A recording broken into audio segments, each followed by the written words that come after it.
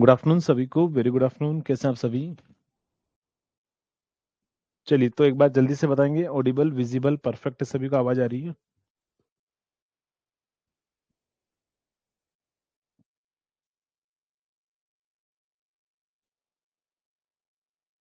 चलिए, तो आगे स्टार्ट करते हैं।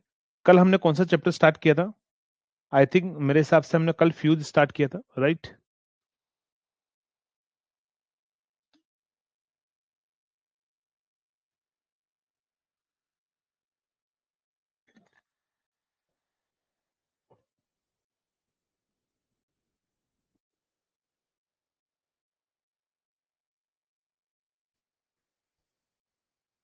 चलिए, तो फ्यूज से अपन कंटिन्यू करते हैं।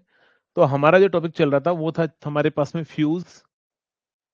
फ्यूज, अगर हम फ्यूज की अगर हम बात करें तो फ्यूज हमारे पास में क्या होता है?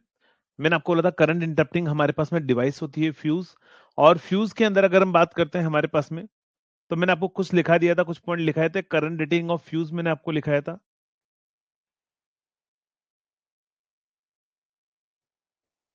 करंट रेटिंग ऑफ फ्यूज, ये मैंने आपको लिखा दिया था। नेक्स्ट होगा हमारे पास में fusing current. Fusing current, fusing current. Next आएगा हमारे पास में फ्यूजिंग फैक्टर। अच्छा, फ्यूजिंग करंट जो होता है ना, I is proportional to d to the power, यानी K into d to the power I equal to क्या होगा?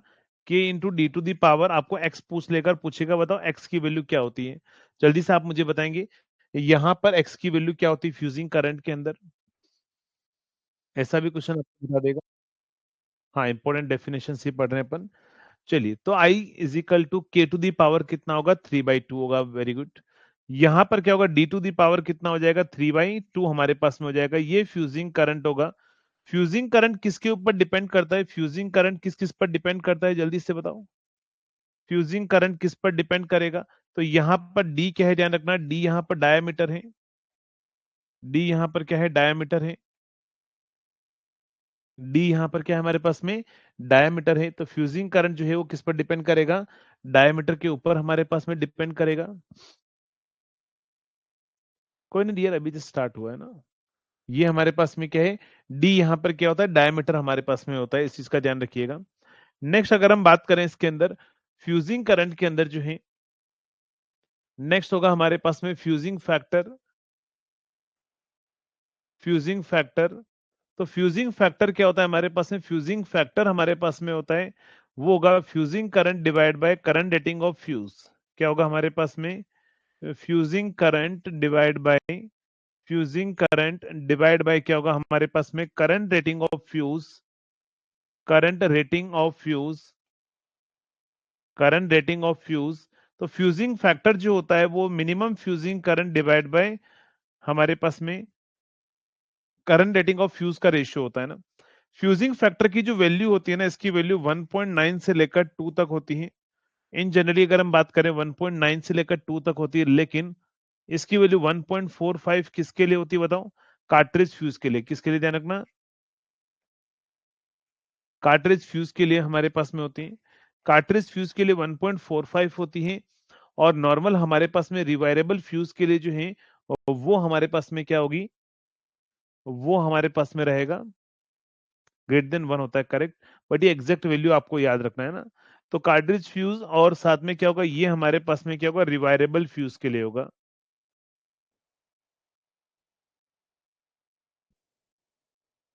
रिवायरेबल फ्यूज के लिए हमारे पास में क्या होता है? 1.9 हमारे पास में होता है। नेक्स्ट हम फ्यूजिंग मटेरियल के बारे में कल बात कर रहे थे, ये पॉइंट और लिख देना। फ्यूजिंग मटेरियल जो होता है ना, अगर फ्यूजिंग मटेरियल की अगर हम बात करें, कौन कौन से फ्यूजिंग मटेरियल हम यूज करते हैं? तो फ्यूजिंग मटेरियल हम यूज करते हैं, लेड और टिन का अलॉय अपन यूज करते हैं। अलॉय ऑफ लेड और टिन, अलॉय ऑफ हमारे पास में क्या होगा? Lead plus tin. लेड और टिन का अलॉय जो अपन यूज करते हैं, आपको पूछेगा बताओ परसेंटेज कितना होता है? परसेंटेज कितना होता है? लेड कितना परसेंट होता है? टिन कितना परसेंट होता है? तो ध्यान रखिएगा, 37% एंड 63% जो है वो हम यूज करते हैं लेड और टिन का अलॉय। क्या होगा 37 एंड 63% जो है वो आपको डेटा पूछेगा एग्जाम में, एग्जामिनर डायरेक्टली आपको याद रखना है डेटा को। नेक्स्ट पॉइंट की अगर हम बात करें यहाँ पर और इसको ये जो अलॉय यूज करते हैं ना, कितना करंट तक अपन यूज करते हैं, कितने करंट तक हम इसको यूज करते हैं, तो लेड और टिन का जो अलॉय अपन यूज करते हैं ये यूज करते हैं जब तक कि करंट हमारा 15 एम्पियर से कम है। Used for current, used for current less than 15 ampere, current less than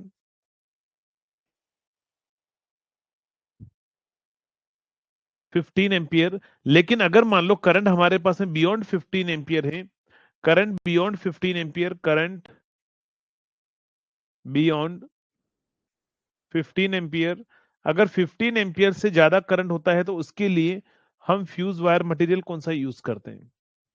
जल्दी से बताओ। 15 एम्पियर से अगर ज्यादा करंट फ्लो होता है तो उसके लिए अपन जो फ्यूज वायर मटेरियल है वो हम कौन सा यूज करते हैं? तो अगर आप देखोगे तो यहां पर हम यूज करते हैं इसके लिए for more than 15 ampere current हम यूज करते हैं कॉपर। क्या यूज करते हैं हम? Copper is used for current more than 15 ampere. तो 15 एम्पियर से ज्यादा पर हम क्या यूज करेंगे? कॉपर हम यूज करेंगे, करेक्ट। तो ये फ्यूज मटेरियल के बारे में भी याद रखिएगा, आपको एग्जाम के अंदर एग्जामिनर पूछ सकता है। नेक्स्ट होगा हमारे पास में, नेक्स्ट होगा यहां पर मैं एक कर्व बना दे रहा हूं, उस कर्व से आपको और अच्छे से समझ में आ जाएगा। मान लो अगर हमारे पास में यहां पर क्या है, यहां पर हमारे पास में डिस्टरबेंस आता है फॉल्ट। मान लो यहां पर इस पॉइंट पर फॉल्ट आ रहा है, क्या होगा? ये हमारे पास में इस पॉइंट पर फॉल्ट आ रहा है, फॉल्ट आ रहा है, हमारा करंट जो है वो कौन सा है? साइनोसोडल करंट है। साइनोसोडल करंट है तो देखो करंट जो है वो हमारे पास में क्या हो रहा है? बढ़ रहा है। यहां से करंट बढ़ रहा है, बढ़ रहा है, इस इंस्टेंट पर फॉल्ट आया हुआ है। जिस इंस्टेंट पर मान लो फॉल्ट आया है से लेकर कहां तक, जिस पॉइंट पर हमारे पास में क्या हो जाए, यहां पर जितने टाइम में यहां पर हमारे पास में फ्यूज वायर मेल्ट हो जाए, मतलब आर्क प्रोड्यूस हो जाए। आप इसे समझ सकते हो कि यहां से फोल्ड से लेकर हमारे पास में क्या होगा, जहां पर आर्क जस्ट इनिशिएट होती है वहां तक का टाइम जो है उसको अपन क्या बोलते हैं? जल्दी से बताओ। उस टाइम को अपन क्या बोलते हैं? सिल्वर यूज नहीं करते हैं, सिल्वर बेस्ट मटेरियल होता है बट यूज नहीं किया जाता है क्योंकि कॉस्टली बहुत ज्यादा होता है ना। बहुत रेयर केस में यूज करते हैं, एचआरसी में अपन यूज करते हैं, ठीक है। इसको अपन बोलते हैं प्री आर्किंग टाइम, टाइम की बात कर रहा हूं मैं ना, इसको अपन क्या बोल रहे हैं? ये होगा हमारे पास में pre arcing time, pre arcing time, pre arcing time. अब मान लो इस पॉइंट पर हमारे पास में आर्क प्रोड्यूस हो रही है, अब वो आर्क यहां पर प्रोड्यूस हो रही है, कहां पर जाकर आर्क हमारी एक्सटिंगाइज होगी? इस पॉइंट पर जाकर आर्क एक्सटिंगाइज हो गई। यहां पर हमारे पास में क्या होगा, ध्यान रखना, आर्क एक्सटिंगाइज हो जाएगी, आर्क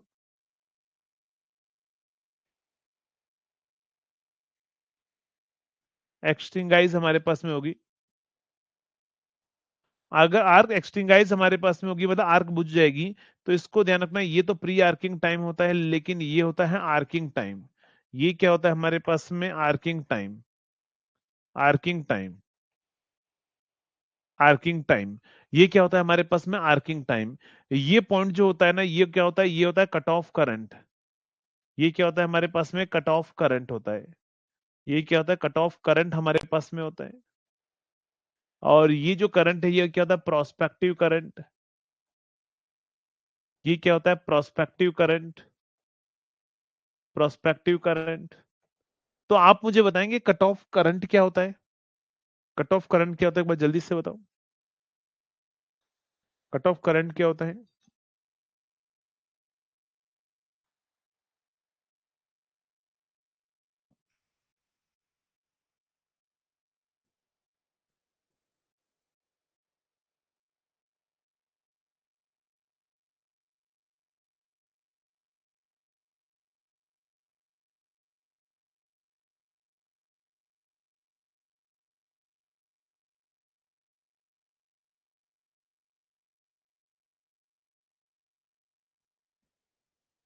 कट ऑफ करंट क्या होता है? तो समझना, कट ऑफ करंट हमारे पास में क्या होता है? कट ऑफ करंट क्या होता है? कट ऑफ करंट क्या होता है हमारे पास में? तो अपन क्या बोलते हैं, melting of fuse element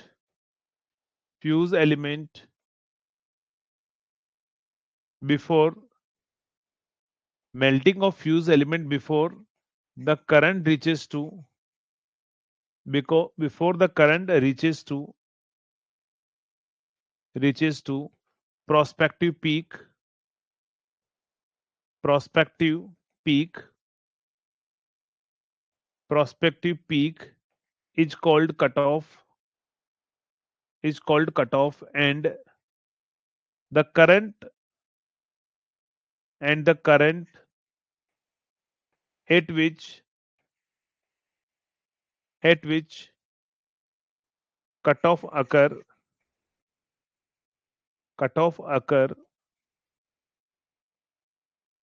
is called cutoff current cutoff current is called cutoff current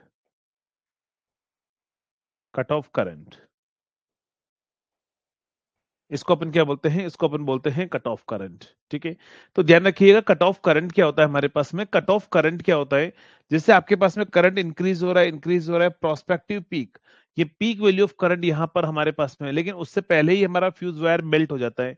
तो जिस पॉइंट पर हमारे पास में फ्यूज वायर मेल्ट हो जाता है उसको अपन कट ऑफ पॉइंट बोलते हैं, और उस करंट को क्या बोला जाता है, कट ऑफ करंट हमारे पास में बोला जाता है। नेक्स्ट, ये जो प्रोस्पेक्टिव पीक करंट होता है ना, प्रोस्पेक्टिव पीक करंट आपसे पूछा जाता है कौन सा करंट होता है, आरएमएस करंट होता है, मैक्सिमम करंट होता है, क्या होता है, जल्दी से बताएंगे क्या आंसर होगा, जल्दी से बताओ। ये हमारे पास में जो प्रोस्पेक्टिव पीक जो करंट होता है, ये प्रोस्पेक्टिव पीक करंट कौन सा करंट होता है हमारे पास में, आरएमएस करंट होता है, मैक्सिमम करंट होता है। तो ध्यान रखना ये प्रोस्पेक्टिव करंट जो है वो हमारे पास में आरएमएस करंट होता है, पीक नहीं होता है, ध्यान रखना है ना। ये हमारे पास में प्रोस्पेक्टिव करंट जो होता है ना, it is the RMS value of current of first cycle of current, है ना। It is RMS value, it is rms value of current, it is the rms value of current of first first cycle, RMS value of current of first cycle का जो हमारे पास में RMS current होगा ना, वही हमारे पास में क्या कहलाएगा, प्रोस्पेक्टिव करंट हमारे पास में होगा। चलिए, कट ऑफ करंट हो गया, प्रोस्पेक्टिव करंट हो गया, प्री आर्किंग टाइम हो गया, आर्किंग टाइम। ध्यान रखना प्री आर्किंग टाइम क्या है, जब तक आर्क एक्सटिंगाइज नहीं होगी तो प्री आर्किंग टाइम होगा, जब तक आर्क रहेगी वो हमारे पास में क्या होगा, आर्किंग टाइम होगा। दोनों का समेशन जो होता है वो टोटल टाइम होता है, इन दोनों को अगर आप ऐड कर लो तो ये क्या कहलाएगा हमारे पास में, टोटल टाइम। ये क्या कहलाएगा हमारे पास में, टोटल टाइम हमारे पास में कहलाएगा। तो ये सारी डेफिनेशन आपको याद रहेगी, जल्दी से बताओ, ये सारी डेफिनेशन आपको याद रहेगी, टोटल टाइम हमारे पास में ना, करेक्ट। चलिए, तो अगर हम बात करें यहां पर, हम टाइप्स ऑफ फ्यूज की अगर हम बात करें, तो यहां पर हम दो टाइप के अपन फ्यूज यूज करते हैं, टाइप्स ऑफ फ्यूज। तो दो टाइप के अपन फ्यूज यूज करते हैं, कौन कौन से, एक होता है हमारे पास में लो वोल्टेज फ्यूज एंड दूसरा हमारे पास में क्या होगा, high voltage fuse. Low voltage fuse का एग्जांपल आप मुझे बताएंगे कौन सा होता है,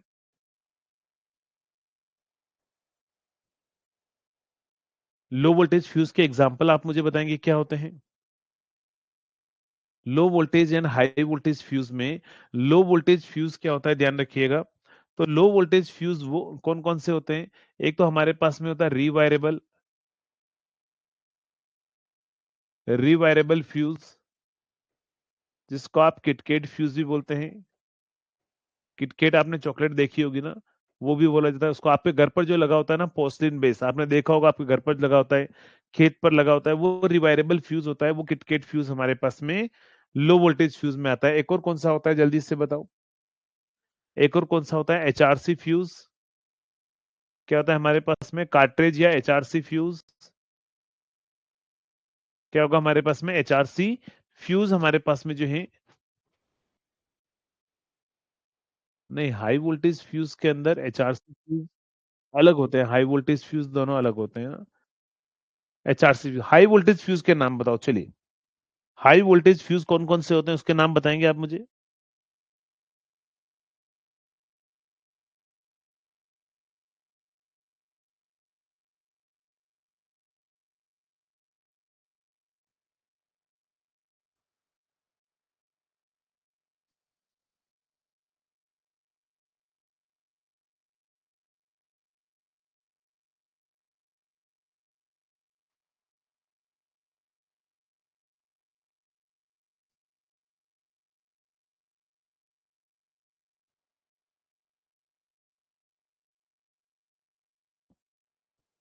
तो हमारे पास में कार्ट्रिज टाइप HVHRC करेक्ट। यहां पर क्या होगा ध्यान रखना, cartridge cartridge type cartridge type HVHRC fuse, HVHRC fuse. And next होगा लिक्विड टाइप, क्या होगा लिक्विड टाइप HVHRC फ्यूज। ये होते हैं दोनों हाई वोल्टेज फ्यूज। ध्यान रखना हाई वोल्टेज फ्यूज में क्या होगा, कार्ट्रिज टाइप और लिक्विड टाइप जो है वो HVHRC फ्यूज हमारे पास में होते हैं। नॉर्मल कार्ट्रिज फ्यूज अगर आपको बोले ना, नॉर्मल कार्ट्रिज फ्यूज बोले तो वो हमारे पास में क्या होता है, HRC फ्यूज होता है ना। नॉर्मल HRC फ्यूज या फिर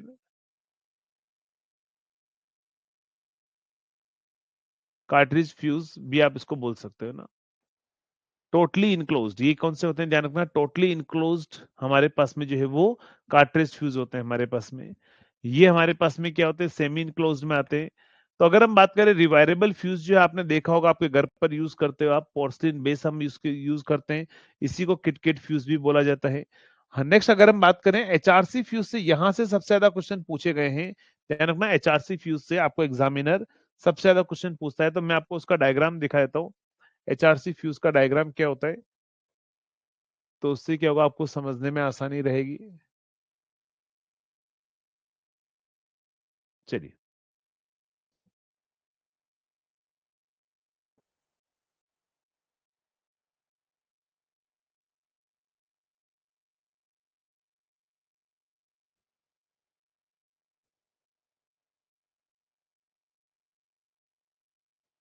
तो ये हमारे पास में क्या होता है ध्यान रखिएगा, ये हमारे पास में है HRC फ्यूज है।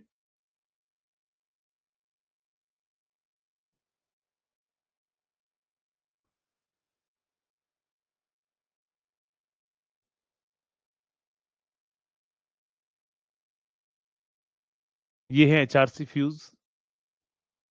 इसके बारे में एग्जाम में क्वेश्चन ये पूछ लिया जाता है ना। ये है HRC फ्यूज, HRC फ्यूज। चलिए,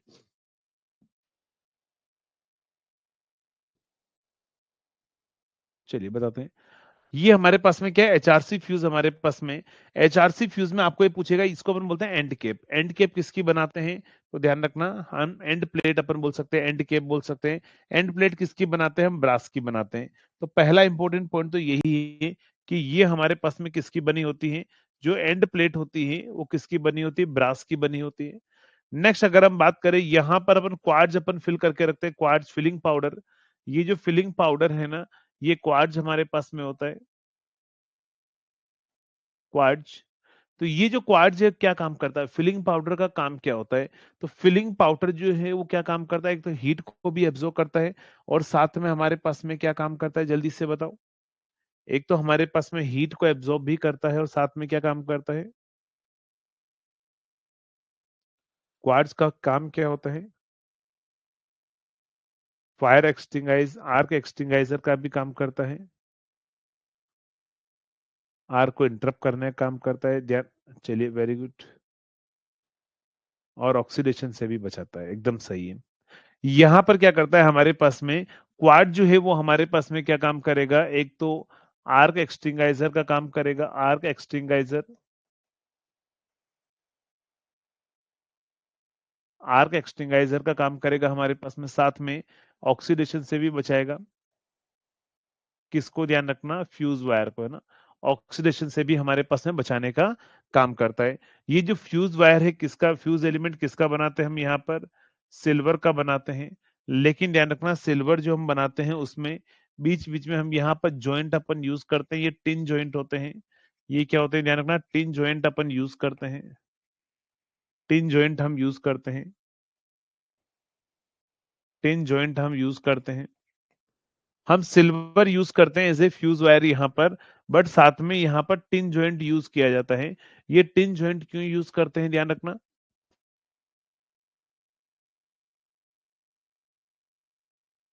चलिए, क्या बोल रहे हो?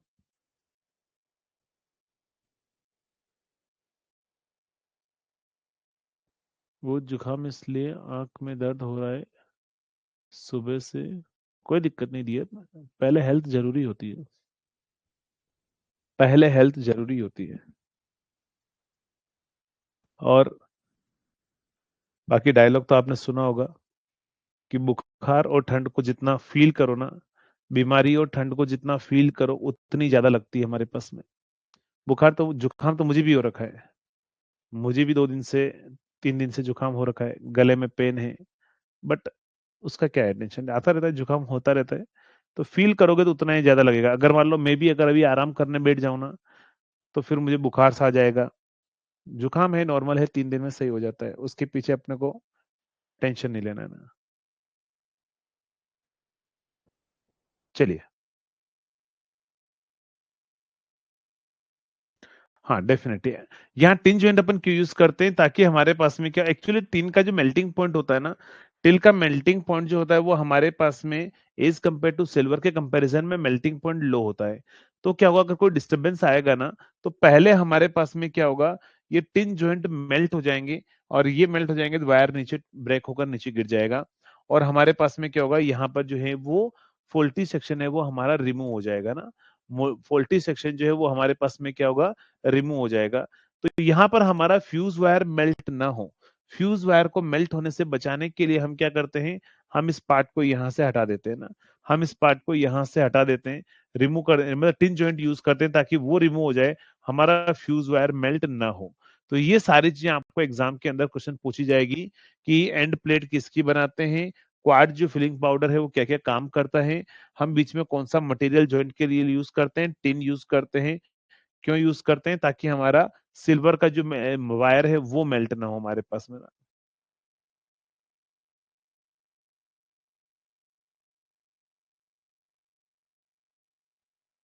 ठीक है, चलिए। तो ये चीज आपको सभी को समझ में आ गई। तो ये सारे पॉइंट आपको क्या करना है, आपको याद रखना है। बाकी मैं आपको उसका भी दिखा देता हूँ, मैं आपको ये भी दिखा देता हूँ, जो HVHRC की अपन बात कर रहे थे, HVHRC फ्यूज, ये होता है हमारे पास में कार्ट्रिज टाइप HVHRC फ्यूज। इसका डायग्राम दिखेगा, नहीं दिखेगा यहाँ पर,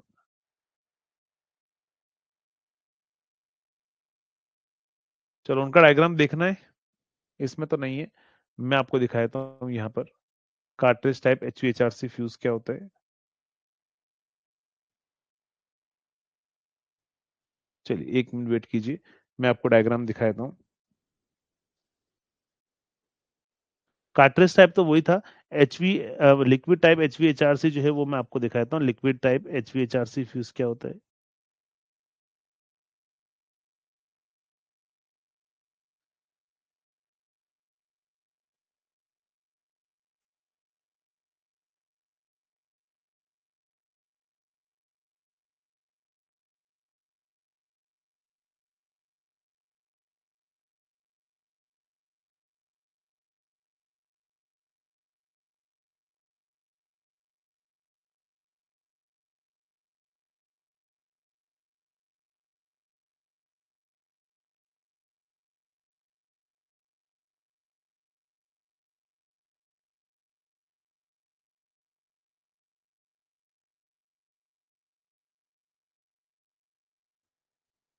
चलिए,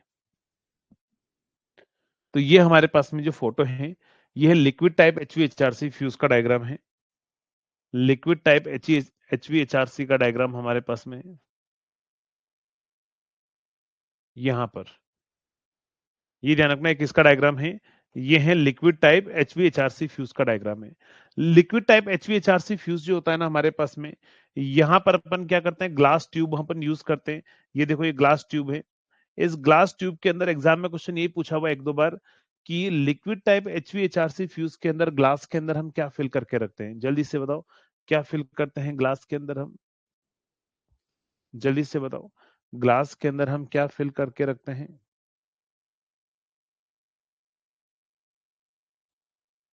CCl4, करेक्ट, कार्बन टेट्राक्लोराइड है ना। तो यहां पर इस ग्लास के अंदर हम फिल करके रखते हैं ग्लास, और ये आगे लिख देना फिल्ड विद CCl4, जिसको अपन बोलते हैं कार्बन टेट्राक्लोराइड, कार्बन टेट्राक्लोराइड।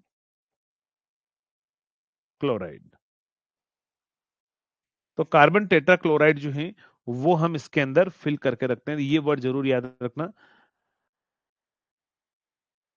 हाँ डियर अभिषेक, आप, मुझे पता है आप 2-3 दिन 4 दिन से हर सेशन में यही बोल रहे हैं। NHPC के रिगार्डिंग में सेशन प्लान करता हूँ, आज करता हूँ, है ना, आज आपको गाइड करता हूँ। बट हाँ, मैं आपको ये फिर से बोल देता हूँ, एक ही चीजें फॉलो किसको करना है, ये जो क्लास में हम पढ़ रहे हैं इसको फॉलो कीजिए, मोर देन इनफ है। जो हम पढ़ रहे हैं वही आएगा एग्जाम में, लास्ट टाइम भी यही आया था, इस बार भी यही आएगा। चलिए, तो आगे बढ़ते हैं अपन आगे नेक्स्ट पॉइंट पर। तो नेक्स्ट पॉइंट हमारे पास में क्या होगा, तो यहां तक हमारे पास में फ्यूज क्या है, कंप्लीट है। अब अपन आते हैं कहां पर, रिले पर। कहां पर आते हैं, रिले में। और रिले के अंदर सबसे पहले हमारे पास में जो न्यूमेरिकल पोर्शन है ना उसको अपन करते हैं। एक तो होता है पिकअप करंट, ये फॉर्मूला याद रखना, पिकअप करंट। पिकअप करंट तो वो होता है हमारे पास में, pickup current I not equal to होता है percentage setting of plug setting board, PSB मतलब plug setting board, into CT secondary current, CT secondary current. तो ये होता है हमारे पास में पिकअप करंट। नेक्स्ट होगा हमारे पास में पिकअप करंट के बाद में PSM प्लग सेटिंग मल्टीप्लायर। तो वो होगा हमारे पास में fold current, fold current divide by क्या होगा, पिकअप करंट इनटू सीटी रेशियो, इनटू सीटी रेशियो। तो यहां से आपको एग्जाम में क्वेश्चन क्या पूछेगा, आपसे बोल दिया जाएगा कि ये हमारे पास में क्या है, एक बस बार है जिसके पास में एक रिले लगी हुई है, और ये हमारे पास में क्या है, ट्रांसमिशन लाइन है। यहाँ कहीं पर भी 4 किलो एम्पियर का, 4 किलो एम्पियर है ना, 4 किलो एम्पियर का हमारे पास में फोल्ट आया हुआ है। तो यहाँ जो हम रिले यूज कर रहे हैं, उसकी परसेंटेज सेटिंग 150% है, सीटी रेशियो 400/5 है। तो आपसे पूछेगा फाइंड PSM, ऐसा क्वेश्चन आपसे पूछा जाएगा। बताओ आंसर क्या होगा, PSM की वैल्यू कितनी होगी।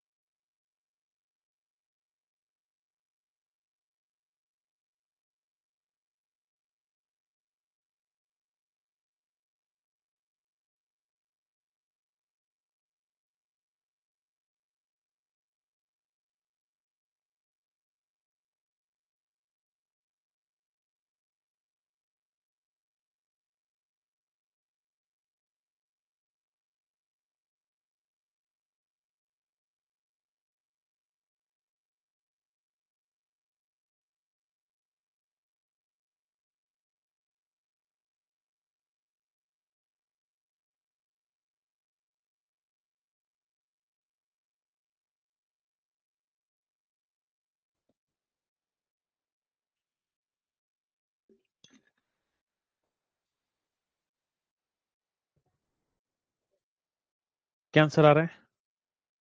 6.86। चलिए, तो पीएसएम जब भी आपको निकालना होगा ना, तो आप क्या करेंगे, ध्यान रखना। आप फोल्ड का, इसको आप ऐसा भी लिख सकते हो, पीएसएम का formula fold current divide by सीटी सेकेंडरी करंट, यहां लिख दो percentage setting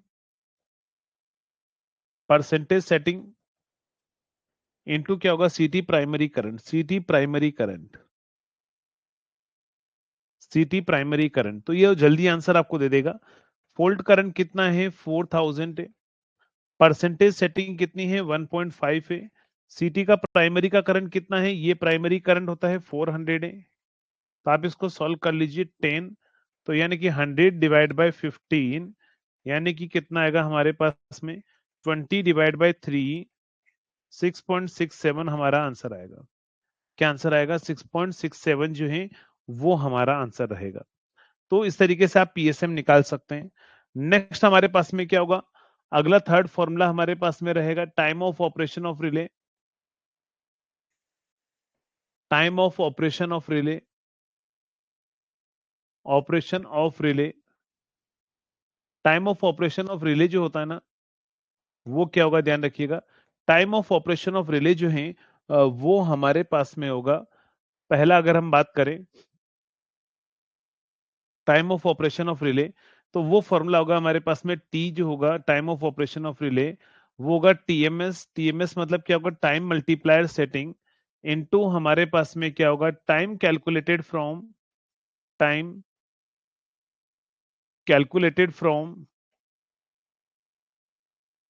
आईडीएमटी graph, IDMT graph,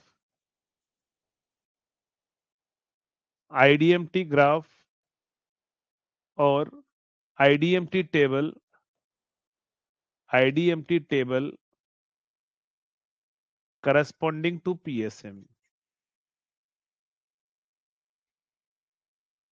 corresponding to PSM.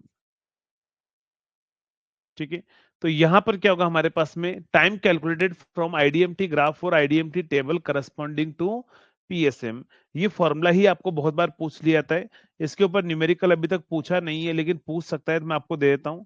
आपको क्या करेगा, आपको ये बोल दिया जाएगा कि ये एक अल्टरनेटर है, इसके पास में यहाँ पर एक रिले लगी हुई है, रिले हमारे पास में लगी हुई है, और यहां से क्या करेगा, वो ये बोल देगा कि यहाँ पर कहीं पर फॉल्ट आया हुआ है, जो फॉल्ट करंट है वो 4 किलो एम्पियर है। ये 400/5 है। 150% परसेंटेज सेटिंग हमारे पास में, और यहां पर आपको लिख देगा, यहां पर आपके पास में टेबल बना के दे देगा। ये बोलेगा हमारे पास में पीएसएम, और यहां पर लिख देना टाइम सेकंड के अंदर। पीएसएम जब हमारे पास में 8 है, 10 सेकंड लग रहा है। यहाँ पर 6.67 पीएसएम है, तब 8 सेकंड लगेगा।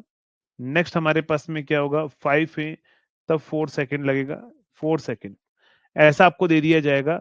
आपसे पूछेगा find time of operation of relay, time of operation of relay. चलिए, time of operation of relay का आंसर क्या होगा, बताओ। Time of operation of relay कितना होगा, क्या आंसर आएगा?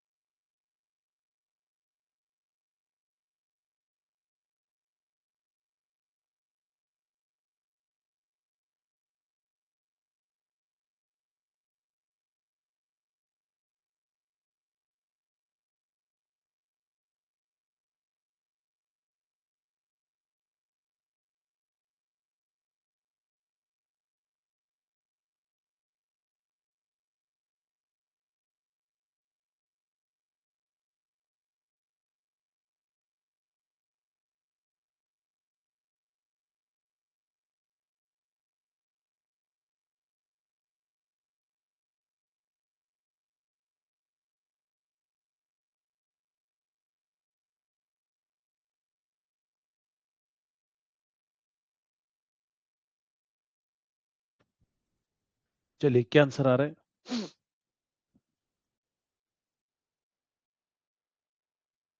तो अगर हम बात करें, क्या बोल रहे हो?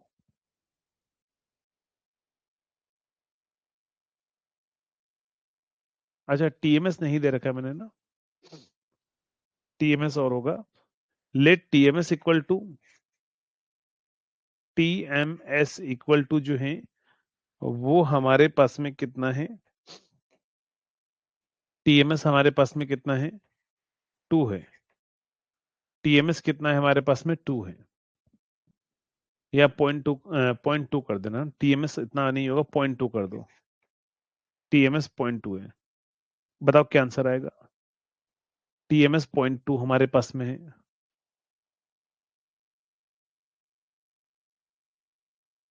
चलिए, तो टाइम हमारे पास में टीएमएस कितना है? 0.2 हमारे पास में। तो देखो कुछ नहीं करना है, जब भी आपको time of operation of relay निकालना है ना, तो टीएमएस को टाइम से मल्टीप्लाई करना है। लेकिन वो टाइम कहां से कैलकुलेट करना है? टेबल से कैलकुलेट करना है। किसके करस्पॉन्डिंग करना है? पीएसएम के करस्पॉन्डिंग करना है। देखो, करस्पॉन्डिंग टू पीएसएम। तो सबसे पहले आपको यहां पर पीएसएम निकालना है। सबसे पहले आपको क्या करना है? यहां पर पीएसएम फाइंड आउट करना है। तो पीएसएम जो आएगा वो हमारे पास में आएगा 6.67। ये कहां से आया? प्रीवियस सॉल्यूशन से। प्रीवियस सॉल्यूशन से हमारे पास में आया। अब टाइम ऑफ ऑपरेशन हमें निकालना है, तो टीएमएस तो 0.2 है। अब 6.67 के करस्पॉन्डिंग, 6.67 के करस्पॉन्डिंग पीएसएम कितना है? टाइम कितना है? मतलब 8 है। तो उसको लाकर मल्टीप्लाई कर देना है, तो आंसर आ जाएगा 1.6 सेकेंड। 1.6 सेकेंड। तो ये हमारे पास में क्या होगा? Time of operation of relay निकालने का हमारे पास में फॉर्मूला होगा। बेटा पीएसएम तो निकालना पड़ेगा विकास। अगर पीएसएम भी मैं दे दूंगा तो फिर तो आपको कैलकुलेशन ही क्या करनी हुई। पीएसएम पहले आपको निकालना पड़ेगा। कैसे निकालोगे? तो पीएसएम आपको, ये प्रीवियस सॉल्यूशन में मैंने आपको निकलवाया जो 6.67 आया। तो पीएसएम पहले आपको निकालना पड़ेगा, और देन उसके बाद में क्या होगा? हमारे पास में टाइम टीएमएस से मल्टीप्लाई करना होगा। समझ में आ गया? होता क्या है बेटा, अभी उतना डीप में नहीं जाना है अपने को, है ना, क्रैश कोर्स है। तो बस आप इतना सा जो है वो याद रखिए, एग्जाम में क्वेश्चन कीजिए, सिलेक्शन लीजिए। बाकी सब प्रैक्टिकल नॉलेज सब स्टेशन पर जब जाओगे, अगर आप जेईएन बनोगे तो वहां सब कुछ सीख जाओगे क्या होता है। चलिए, तो अपन बढ़ते हैं आगे नेक्स्ट पॉइंट पर। नेक्स्ट हमारे पास में क्या आएगा? रिले जो है वो क्या होती है, ध्यान रखना। रिले हमारे पास में क्या होती है? सेंसिंग एलिमेंट होती है। रिले की बात करें, रिले हमारे पास में क्या होती है? It is a sensing device होती है। सेंसिंग डिवाइस हमारे पास में होती है। सेंसिंग डिवाइस हमारे पास में होती है। और ये क्या करेगी? हमारे पास में फॉल्ट को सेंस करके किसको इन्फॉर्मेशन देती है? सर्किट ब्रेकर को। नेक्स्ट होता है हमारे पास में यूनिट प्रोटेक्शन रिले। क्या होती है यूनिट प्रोटेक्शन रिले? हमारे पास में क्या होती है? यूनिट प्रोटेक्शन रिले जो होती है वो क्या होती है? यूनिट प्रोटेक्शन रिले जो होती है वो हमारे पास में क्या होती है? ध्यान रखिएगा। तो वो रिले जो स्मॉल फिजिकल स्पेस में ऑपरेट होती है ना, कहां पर? ध्यान रखना, operates at small physical space. Operates at small physical space. Small physical space. Physical space जिसके एग्जांपल होते हैं हमारे पास में बुकोल्ज रिले। बुकोल्ज रिले। और दूसरा हमारे पास में क्या होता है? परसेंटेज डिफरेंशियल रिले, या डिफरेंशियल रिले आप लिख दो। Differential relay. डिफरेंशियल रिले या परसेंटेज डिफरेंशियल रिले भी लिखा होगा तो बात एक ही है, क्योंकि डिफरेंशियल रिले के दो टाइप्स होते हैं, ऑर्डिनरी डिफरेंशियल रिले और परसेंटेज डिफरेंशियल रिले हमारे पास में होती है। नेक्स्ट, अगर हम बात करें यहाँ पर यूनिट प्रोटेक्शन रिले के बाद में हमारे पास में क्या आएगा? एक यहाँ पर डेफिनेशन और इंपॉर्टेंट होगी, रिले मेल फंक्शनिंग के बारे में। रिले मेल फंक्शनिंग या relay maloperation. Relay maloperation का मतलब क्या होता है कि अगर कोई भी रिले बिना किसी डिस्टरबेंस के अगर ट्रिप प्रोड्यूस कर जाए, है ना, relay produce trip signal without any fault, तो उसको अपन क्या बोलते हैं? रिले मेल फंक्शनिंग हम बोलकर चलते हैं। रिले मेल फंक्शनिंग का मतलब क्या होता है? Relay produce trip signal, relay produce trip relay produce trip for without any fault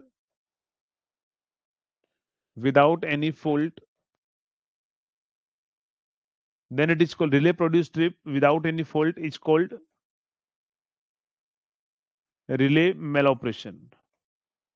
relay maloperation relay maloperation हम उसको बोलकर चलते हैं। नेक्स्ट अगर हम बात करें यहां पर, तो हमारे पास में क्या होगा, अब हम बात करेंगे यहां पर हमारे पास में पहला इंपॉर्टेंट होगा पॉइंट, प्रोटेक्शन ऑफ अल्टरनेटर। पहले हम अल्टरनेटर के प्रोटेक्शन की बात करेंगे कि अल्टरनेटर के प्रोटेक्शन के लिए हम क्या कौन कौन सी रिले लगाते हैं। अल्टरनेटर, सबसे पहले आप मुझे बताएंगे पहला प्रोटेक्शन होगा हमारे पास में protection from prime mover failure. कौन सी रिले लगाते हैं जल्दी से बताओ। Protection from prime mover failure. Prime mover failure, अगर हमारा प्राइम मूवर फेल हो जाता है तो उसके प्रोटेक्शन के लिए कौन सी रिले हम लगाते हैं। Wattmetric relay, correct. या फिर हमारे पास में क्या होगा, उसके लिए हम रिले लगाते हैं कौन कौन सी, तो यहां पर रिले अपन यूज करते हैं वोटमेट्रिक रिले। वोटमेट्रिक,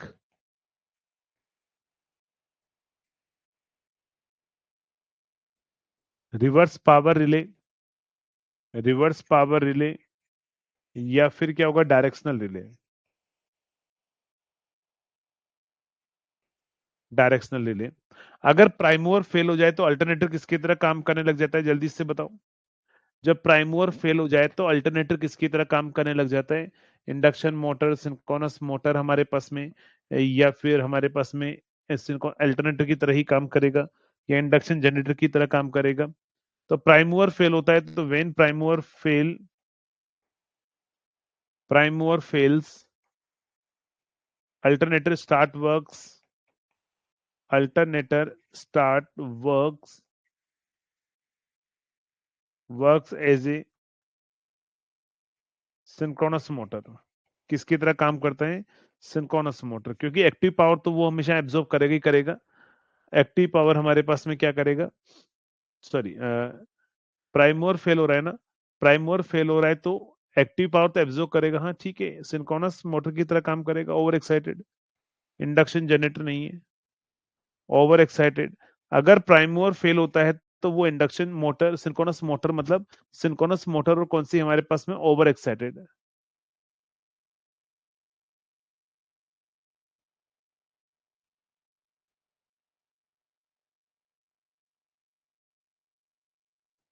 ये पी है ना, पी है, प्राइम, प्राइम लिखना, प्रोटेक्शन फ्रॉम है, फ्रेम नहीं फ्रॉम है वो, फ्रॉम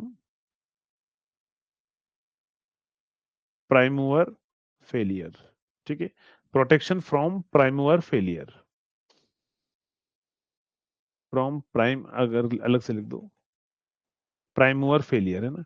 चलिए, तो protection from prime mover failure हमारे पास में क्या होगा, तो अगर हमारे पास में ये रिले अपन यूज करेंगे और यहाँ पर ओवर एक्साइटेड सिंक्रोनस मोटर की तरह काम करने लग जाएगा ना, ध्यान रखना, ओवर एक्साइटेड सिंक्रोनस मोटर की तरह काम करेगा, इंडक्शन जनरेटर होगा। चलो स्टार्ट, समझो यहाँ पर आओ। ये हमारा अल्टरनेटर है, समझिएगा, ये हमारा अल्टरनेटर है, ये हमारा अल्टरनेटर है। इधर हमारे पास में क्या है, टरबाइन है, इधर हमारे पास में टरबाइन है। यहां पर हम प्राइम मूवर से इनपुट दे रहे हैं। अगर हम इसको प्राइम मूवर इनपुट देंगे तो ये एक्टिव पावर सप्लाई करेगा। यहां से हम एक्साइटेशन देंगे,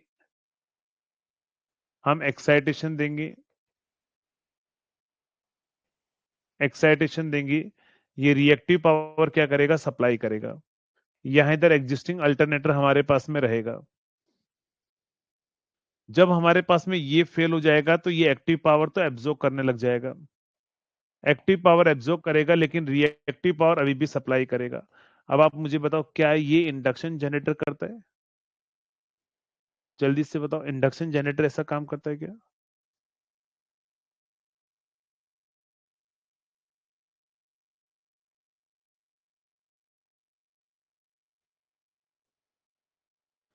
ठीक है, मान रहा हूं दिन का टाइम है, थोड़ा बहुत नींद का माहौल सा होता है, पेट की टंकी फुल होती है तो दिमाग काम नहीं करता है, बट थोड़ा सोचो, क्या ये काम हमारे पास में इंडक्शन जनरेटर करता है क्या?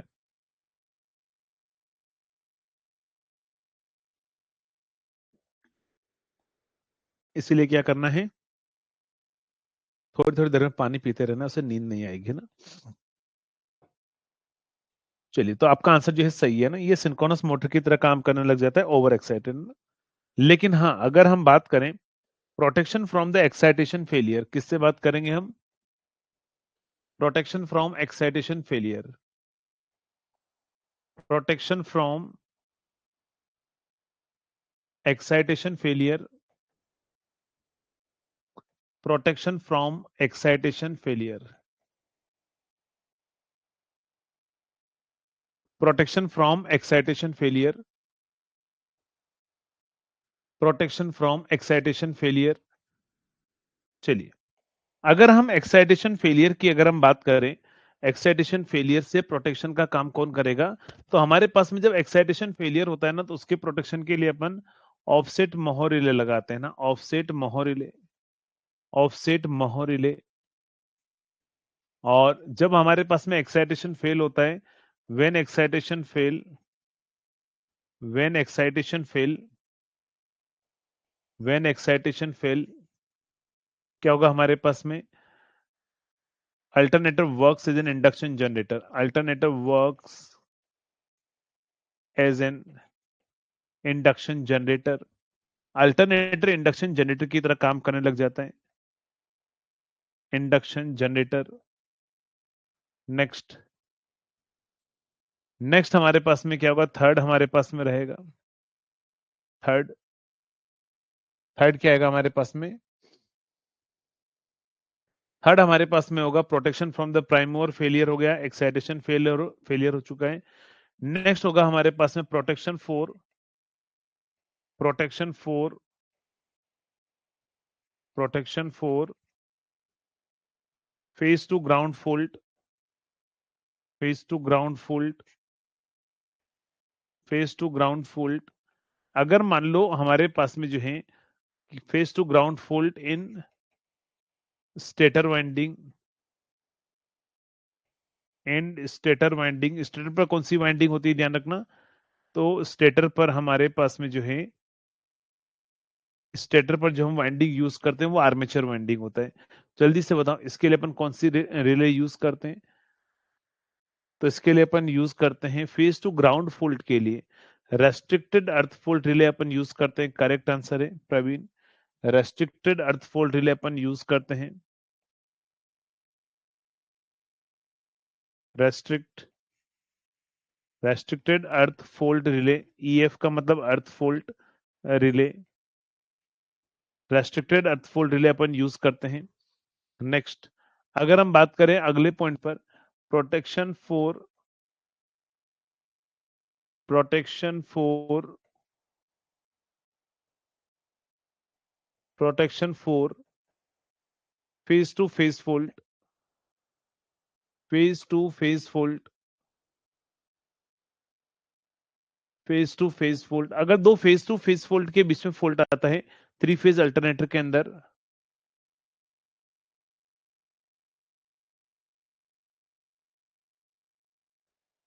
फेज टू फेज फॉल्ट के लिए मर्ज प्राइस प्रोटेक्शन होता है। करेक्ट। तो यहां पर अपन यूज करते हैं परसेंटेज डिफरेंशियल रिले,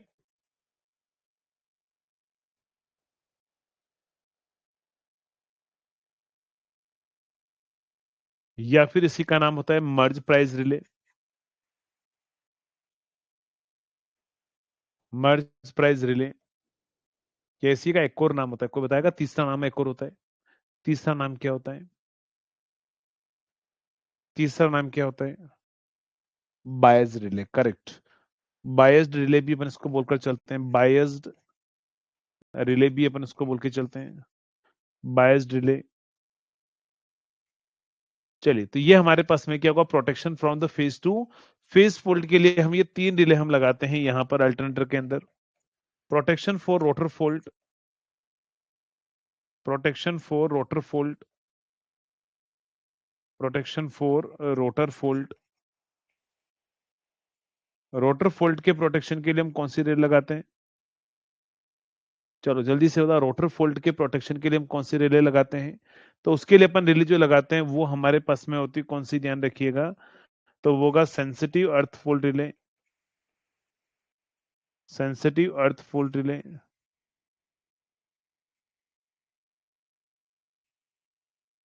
सेंसिटिव अर्थ फोल्ट रिले, ये हम लगाते हैं कहां पर, ध्यान रखना, प्रोटेक्शन फॉर रोटर फोल्ट के लिए सेंसिटिव अर्थ फोल्ट रिले अपन लगाते हैं। करेक्ट। नेक्स्ट हमारे पास में क्या होगा? Protection for inter turn fault, protection for inter turn fault, inter turn fault.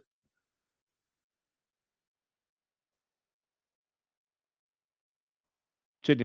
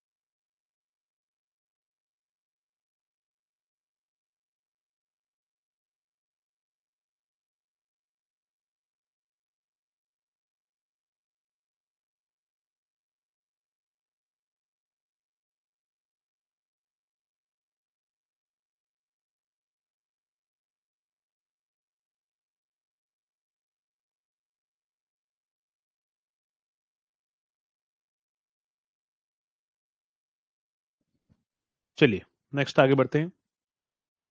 Split phase relay अपन यूज करते हैं। नेक्स्ट होगा प्रोटेक्शन फ्रॉम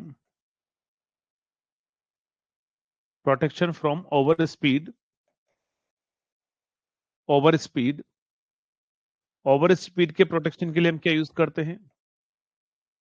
नेक्स्ट, आवाज आ रही है अभी? आवाज आ रही है? या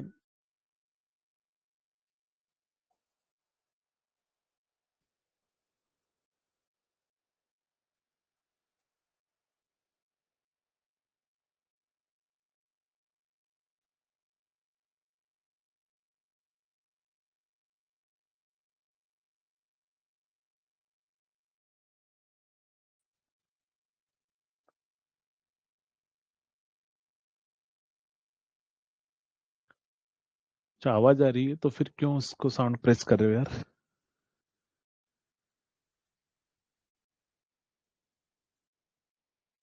अरे डियर, कौन प्रेस कर रहा है ये साउंड? आप उस बटन पर जो है प्रेस करते हो, मेरे पास साउंड आता है ना, कि कहीं कोई दिक्कत तो नहीं है। अभी एवरीथिंग ओके है तो मत प्रेस कीजिए उसको, है ना। चलिए, अगर हम बात करें यहाँ पर प्रोटेक्शन फ्रॉम, कहां पर ध्यान रखना, ओवर स्पीड।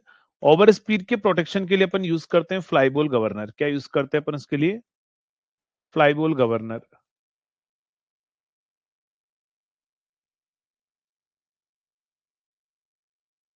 फ्लाईबॉल गवर्नर हम यूज करेंगे। मैं बंद कर देता हूँ बेटा, तो आपको बहुत तकलीफ है, बहुत मजा आ रहा है इसको प्रेस करने में आपको, जो भी प्रेस कर रहे हैं।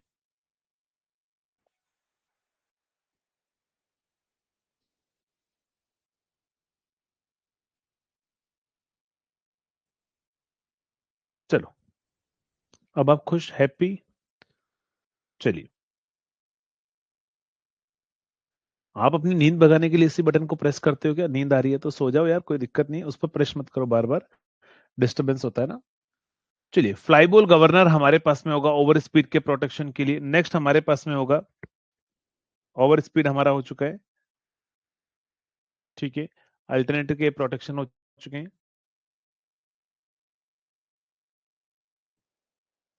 चलिए, नेक्स्ट होगा हमारे पास में फोर, प्रोटेक्शन फ्रॉम,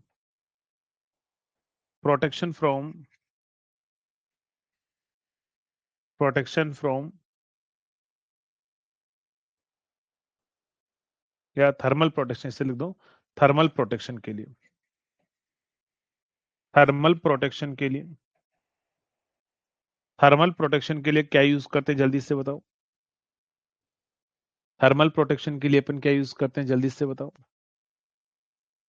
यहां पर अपन यूज करते हैं, यहां पर हम फ्लाईबॉल गवर्नर यूज करते हैं, यहां पर अपन यूज करते हैं थर्मल रिले, थर्मल रिले, या इसी को ऐसा भी बोल सकते हो, प्रोटेक्शन फ्रॉम ओवर करंट, है ना। चलो इसको ऐसे रहने दो, थर्मल प्रोटेक्शन रहने दो। ओवर करंट के लिए ओवर करंट रिले अपन यूज करते हैं, थर्मल रिले जो है वो हम यूज करेंगे। Next, protection from unbalance loading, protection from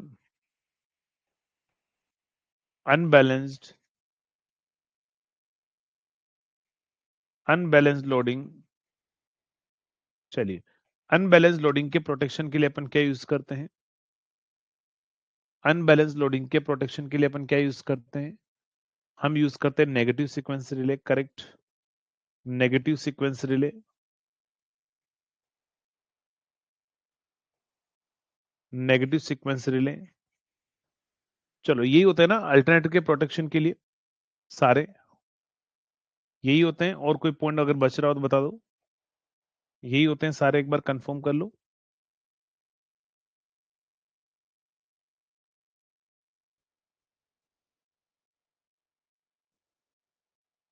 दोनों फेलियर हो जाए तो इंडक्शन मोटर की तरह काम करेगा ना।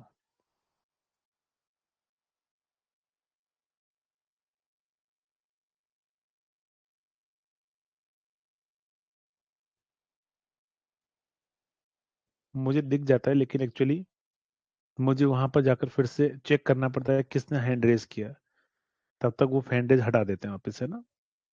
हैंड रेज करने के बाद में जस्ट आप हटा दो तो मुझे नहीं दिखता है फिर, है ना। फीडर के लिए अपन आगे बात करते हैं ना। प्रोटेक्शन, ये मैं अल्टरनेटर के प्रोटेक्शन की बात कर रहा हूँ, अल्टरनेटर में यही होते हैं सारे प्रोटेक्शन, है ना। नेक्स्ट होगा हमारे पास में protection for transmission line, protection for transmission line, protection for transmission line, protection for transmission line, transmission line, transmission line के प्रोटेक्शन के लिए अपन क्या करते हैं, तो ध्यान रखना, पहला होता है हमारे पास में डिस्टेंस रिले अपन यूज करते हैं। क्या यूज करते हैं हम? डिस्टेंस रिले हम यूज करते हैं, डिस्टेंस रिले इज यूज्ड। तो डिस्टेंस रिले अपन यूज करेंगे। डिस्टेंस रिले जो है वो कौन कौन सी होती है? एक होती है हमारे पास में इम्पीडेंस रिले, इम्पीडेंस रिले। दूसरा हमारे पास में क्या होगा? Reactance relay, reactance relay, reactance relay. और थर्ड हमारे पास में रहेगा महो रिले, महो या फिर एडमिटेंस रिले,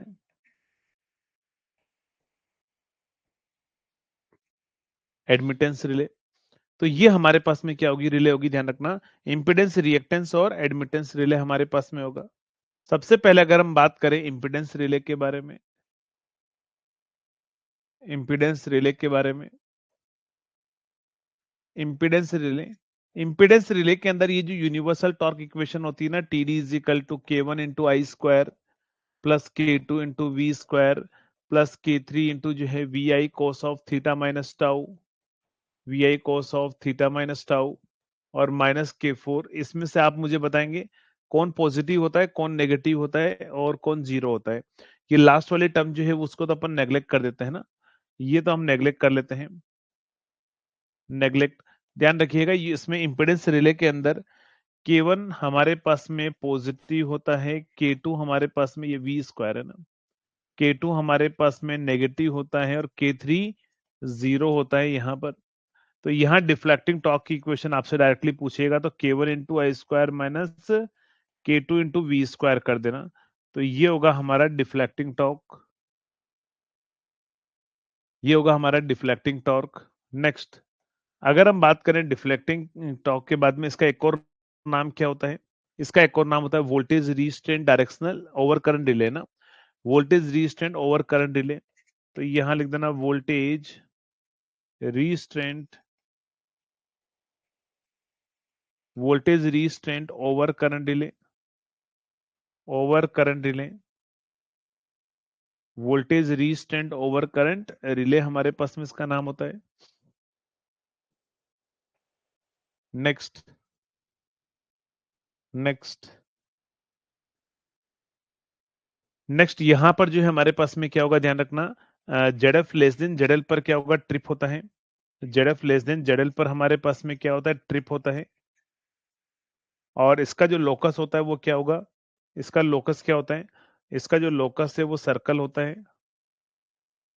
लोकस इसका क्या होगा, सर्कल हमारे पास में रहेगा, ये सर्कल हमारे पास में होगा। तो लोकस हमारे पास में क्या होता है, सर्कल होता है। लोकस हमारे पास में सर्कल होता है, having 0,0 as a centre, 0,0 as a centre. और ये हमारे पास में पॉइंट क्या होगा, जेडल होगा, ये हमारे पास में पॉइंट क्या होगा, जेडल होगा। इसके इनसाइड जो है वो ट्रिप करेगा सर्कल के, आउटसाइड ब्लॉक स्टेट में रहेगा। सभी जगह पर अगर हम बात करूं इनसाइड ट्रिप होगा, आउटसाइड ब्लॉक हमारे पास में रहेगा। इसको यूज कहाँ करते हैं, used in medium transmission line. Next लिख देना used in medium transmission line,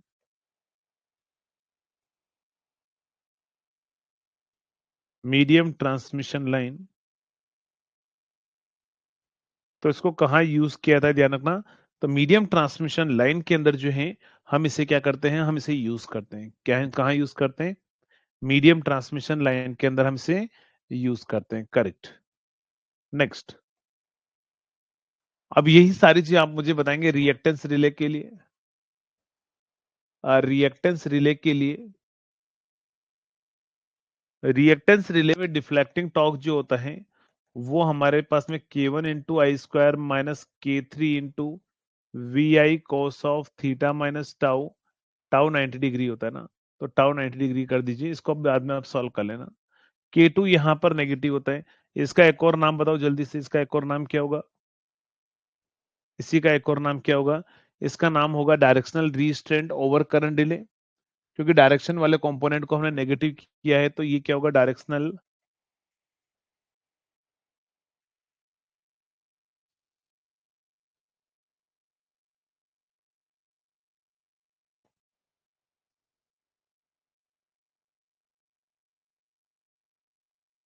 चलिए डायरेक्शनल रीस्ट्रेंट ओवर करंट डिले, इसको हम यूज करते हैं कहां पर, used in short transmission line, used in short transmission line.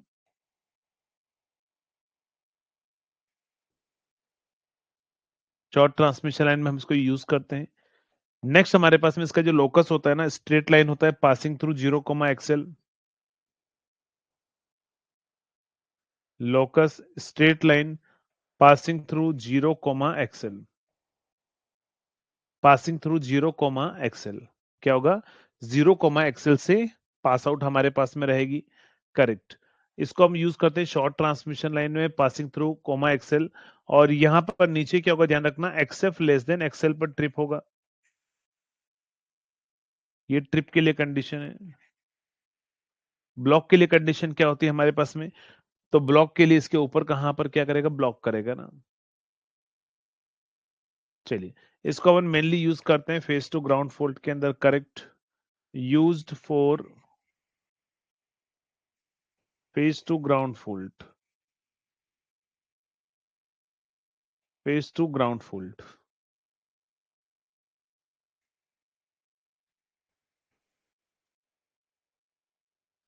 Face to ground fault. चलिए, नेक्स्ट अगर हम बात करें इसके अंदर, नेक्स्ट होगा mho relay. Mho relay, mho relay कहां पर यूज्ड फॉर? पहले इसकी इक्वेशन लिख देते हैं। तो पहले इसकी इक्वेशन क्या होगी हमारे पास में? T D is equal to क्या होगा? Minus K two into V square plus K three into V I cos of theta minus tau. तो ये हमारे पास में इक्वेशन आएगी, जो लास्ट में इसकी वैल्यू लगभग अप्रोक्सीमेटली 1 हो जाती है ना। तो यहां से अगर हम बात करें इसके अंदर, तो इसका नाम होगा voltage restraint. Voltage restraint directional relay. Voltage restraint directional relay, इसका लोकस जो होता है ना, इसका लोकस भी हमारे पास में सर्कल ही होता है। लेकिन इसके लोकस जो हम दो लोकस की बात करते हैं, कहां पर? एक जीबी प्लेन में और एक आर एक्स प्लेन के अंदर। जीबी प्लेन में जो सर्कल होता है वो उसका सेंटर 0,0 होता है, लेकिन आर एक्स प्लेन में 0,0 से ये पास होता है ना। ये 0,0 ये कहां पर आएगा? ध्यान रखिएगा, आर एक्स प्लेन के अंदर। नेक्स्ट, ये हमारे पास में 0,0 एज सेंटर है, और ये हमारे पास में जीबी प्लेन के अंदर। किसके अंदर? जीबी प्लेन के अंदर। ये क्लियर है?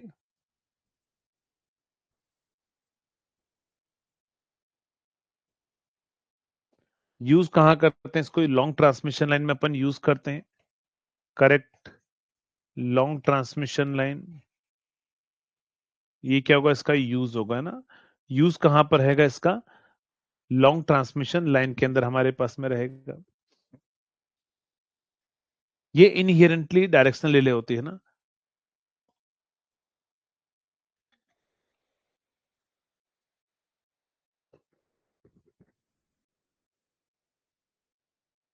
चलिए नेक्स्ट, तो ये हमारे पास में है डिस्टेंस रिले। फिर आपसे पूछेगा for the complete protection from the fault, आपसे पूछा जाएगा for complete protection from fault, complete protection from fault, protection from fault. चलिए, तो how many relay are required? Fault complete protection of transmission line, ऐसे लिख देना, of transmission line from fault, from fault. चलिए, तो ट्रांसमिशन लाइन के complete protection के लिए फॉल्ट से हम कितने रिले यूज करते हैं? Minimum 3 relay are required. यहाँ लिखता है minimum, minimum 3 relay are required, 3 relay are required. तो जिनमें से क्या होगी? 3 में से ध्यान रखना, 2 ओवर करंट होती हैं, 2 ओवर करंट होती हैं, 2 ओवर करंट, और हमारे पास में क्या होती हैं? 1,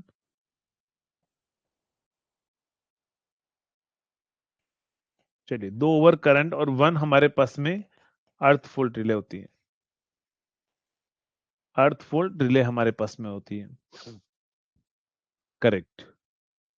चलिए, तो यहां से भी थोड़ा सा चाय की नीड है, तो हम 10 मिनट का ब्रेक लेते हैं, मतलब 3:30 पर अपन फिर से अपन रिज्यूम करेंगे ना इसके आगे।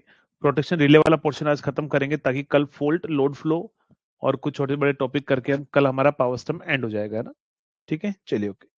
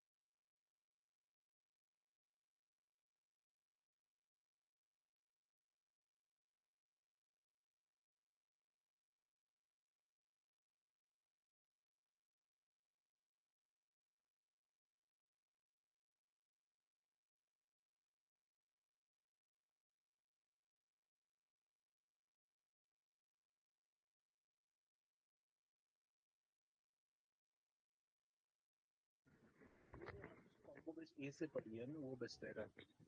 कॉम्बो ए। हाँ, कॉम्बो बेच ए। अच्छा अच्छा, उसमें से सारा कुछ है ना सर? हाँ हाँ, उसमें सब कुछ है, हर एक चीज सिलेक्शन के लिए जितना हमें पढ़ना है ना, वो पूरा कंटेंट है उसके अंदर, तो उसी को फॉलो कीजिए ना। सर एक सर है ना, अभी जैसे जेई के साथ लेवल 7 की डायरेक्ट एसएससी की भर्ती भी आ रही है।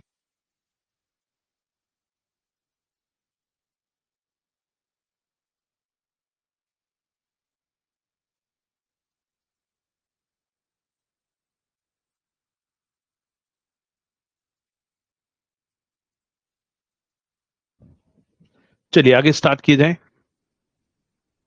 Next, protection of transmission line हमारे पास में हो चुका है। नेक्स्ट होगा हमारे पास में protection of feeder. Protection of feeder. अच्छा, आप सभी लोग पूछ रहे थे ना आरआरबी की वैकेंसी कब आएगी, तो अभी जस्ट मेरी बात हुई है, जो मुझे मतलब सटीक इन्फॉर्मेशन देता है लगभग हर बार, जैसे मैंने अभी आपको बोला था कि आरआरबी की वैकेंसी जो है वो इसी मंथ के एंड पर आनी थी, लास्ट मंथ के एंड पर, लेकिन नहीं आ पाई। और क्यों नहीं आई उसका रीजन आपको पता लग गया होगा कि एक और नई पोस्ट जो है वो क्रिएट की गई है किसमें, आरआरबी के अंदर, और वो है आपका सुपरवाइजरी की, है ना। सुपरवाइजर पोस्ट जो है वो क्रिएट कर की गई है, उसकी वजह से डिले हुआ है।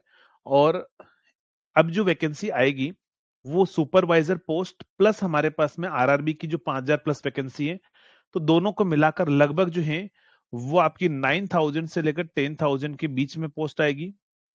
9K से लेकर 10K के बीच में हमारे पास में, और 9 से लेकर 10K के बीच में हमारे पास वैकेंसी आएगी इस बार आरआरबी के अंदर फिर से।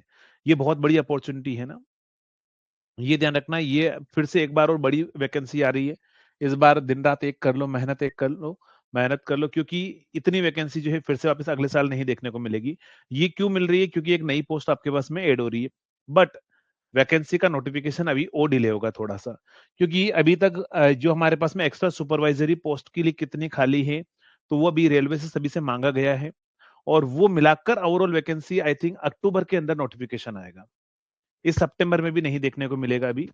तो आरआरबी जेई में ओवरऑल वैकेंसी जो है वो आएगी सुपरवाइजरी स्टाफ प्लस 5000 मिलाकर, तो लगभग 9 से 10000 वैकेंसी जो है वो एक ही साथ में आएगी। आरआरबी का नोटिफिकेशन बार बार नहीं आएगा, तो यानी कि आरआरबी जेई के लिए भी आपको थोड़ा और इंतजार करना पड़ेगा। अक्टूबर में लगभग जो है वो नोटिफिकेशन आपको देखने को मिलेगा जरूर, है ना। बाकी अगर ये सुपरवाइजरी पोस्ट अगर नहीं क्रिएट करते ना, तो वैकेंसी इसी मंथ में आ चुकी होती। तो चलिए थोड़ा और इंतजार कीजिए, पढ़िए आराम से, रिवीजन करते रहिए, और कुछ नहीं, ठीक है। चलिए, तो अगर हम बात करें यहां पर प्रोटेक्शन ऑफ फीडर, है ना, फीडर प्रोटेक्शन या protection of feeder, protection of feeder. Feeder के प्रोटेक्शन के लिए हम कौन सी रिले लगाते हैं, तो ध्यान रखना, फीडर के प्रोटेक्शन के लिए जो हम रिले लगाते हैं उसका नाम होता है ट्रांसले रिले। क्या नाम होता है? ट्रांसले रिले। ट्रांसले रिले, ट्रांसले रिले जो है वो अपन लगाते हैं। नेक्स्ट होगा हमारे पास में three zone protection. Three zone protection, three zone protection, three zone protection. तो थ्री जोन प्रोटेक्शन में अगर हम बात करें, तो थ्री जोन प्रोटेक्शन के अंदर जो है वो क्या क्या होगा हमारे पास में। थ्री जोन प्रोटेक्शन में यहां पर क्या होता है, ध्यान रखना, हर एक सबस्टेशन का थ्री जोन प्रोटेक्शन होता है। यहां पर जो रिले होती है, और ध्यान रखना three zone protection bye directional होता है, वो उधर भी होगा और इधर भी होगा, दोनों डायरेक्शन में प्रोटेक्शन प्रोवाइड कराते हैं ना। हाँ, एलिजिबल होंगे उसमें भी, है ना, डिप्लोमा और दोनों ही एलिजिबल होंगे। चलिए, तो यहां पर थ्री जोन प्रोटेक्शन के अंदर क्या होगा हमारे पास में, तो थ्री जोन प्रोटेक्शन के अंदर जो है ये हमारे पास में क्या होगी, ये होगा सबस्टेशन वन, ध्यान रखना, substation one, substation two, substation three. और यहां पर जो एक रिले होगी ना, यहां पर एक रिले होती है, वो क्या करती है, अपनी लेंथ को 80% लेंथ को प्रोटेक्ट करती है। 80% लेंथ को जो प्रोटेक्ट करती है उसको अपन जोन वन बोलते हैं। यहां पर जो रिले होती है वो अपनी 100% लेंथ को प्रोटेक्ट करती है, और इधर की 50% लेंथ को प्रोटेक्ट करती है। तो इसको मिलाकर बोला जाता है, पूरे को मिलाकर बोला जाता है जोन टू। क्या बोलते हैं अपन इसको? Zone two. जोन टू में क्या होता है, पहली की 100% स्ट्रेंथ और दूसरे की 50%, है ना, तो टोटल मिला के 150% हो जाएगा, दोनों मिलाकर 150% हो जाएगा। जोन थ्री, जोन 3 में क्या होगा ध्यान रखना, 100% अपने जोन की लेंथ, 100% ही दूसरे जोन की लेंथ, और 20% आगे वाले की ओर, है ना। तो 220% जो है लेंथ है प्रोटेक्ट होती है, वो होता है हमारे पास में जोन 3। तो ये वाला है वो है जोन 3। जोन 3 में टोटल मिला के 220% लेंथ जो है वो प्रोटेक्शन हमारे पास में होता है। तो ये ध्यान रखिएगा, ये हमारे पास में जोन 1, जोन 2 एंड जोन 3 के अंदर आएंगे हमारे पास में 3 जोन प्रोटेक्शन। नेक्स्ट नेक्स्ट अपन बात करते हैं 3 जोन प्रोटेक्शन के बाद में। 3 जोन प्रोटेक्शन के बाद में नेक्स्ट इंपॉर्टेंट पॉइंट क्या होगा हमारे पास में, तो ये ध्यान रखना, अगर हमारा ये अल्टरनेटर है तो अल्टरनेटर के सोर्स एंड पर जो रिले लगाते हैं वो हम ध्यान रखना non directional over current relay लगाते हैं। लोड एंड पर जो रिले लगाते हैं वो डायरेक्शनल ओवर करंट रिले लगाते हैं, जो ट्रांसमिशन लाइन साइड में फॉल्ट को सेंस करती है। ये मान लो हमारा लोड अगर है तो यहां पर ध्यान रखिएगा, यहाँ सोर्स एंड पर जो रिले लगाई जाती है ये क्या है, ये है सोर्स एंड। सोर्स एंड पर जो रिले लगाते हैं ये होती है हमारे पास में non directional over current relay, non directional over current relay, non directional over current relay, over current, over current relay हमारे पास में होती है। नेक्स्ट यहां पर जो रिले होती है वो कौन सी होगी, लोड एंड पर अगर हम बात करें, लोड एंड पर अपन क्या लगाते हैं, तो directional over current relay, directional over current relay, directional over current relay जो है वो कहां पर लगाया जाता है, ध्यान रखना लोड एंड पर लगाया जाता है। तो सोर्स एंड पर जो अपन लगाते हैं वो डायरेक्शनल होती है, नॉन डायरेक्शनल होती है। लोड एंड पर जो लगाते हैं वो डायरेक्शनल ओवर करंट रिले हमारे पास में होती है। नेक्स्ट पॉइंट पर अगर हम बात करते हैं, अगले पॉइंट पर, नेक्स्ट पॉइंट पर अगर हम बात करें तो हमारे पास में जो है एक और इंपॉर्टेंट पॉइंट क्या होगा, तो यहां पर आपसे बोलेगा विदाउट क्लासिफिकेशन ऑफ रिले पूछ लेगा, क्लासिफिकेशन ऑफ रिले, या उससे पहले अपन बात करते हैं ट्रांसफॉर्मर प्रोटेक्शन के बारे में। ट्रांसफॉर्मर प्रोटेक्शन के अंदर, चलिए ट्रांसफॉर्मर प्रोटेक्शन के अंदर जो है वो हम कौन सी रिले यूज करते हैं, पहला आपसे पूछेगा बताओ ट्रांसफॉर्मर के अंदर फेज टू फेज फॉल्ट आ रहा है, फेज टू फेज फॉल्ट हमारे पास में आ रहा है। तो फेज टू फेज फॉल्ट के प्रोटेक्शन के लिए हम क्या यूज करते हैं ट्रांसफॉर्मर के अंदर, तो ट्रांसफॉर्मर के अंदर जल्दी से बताओ कौन सी रिले यूज की जाती है, नेक्स्ट बताओ।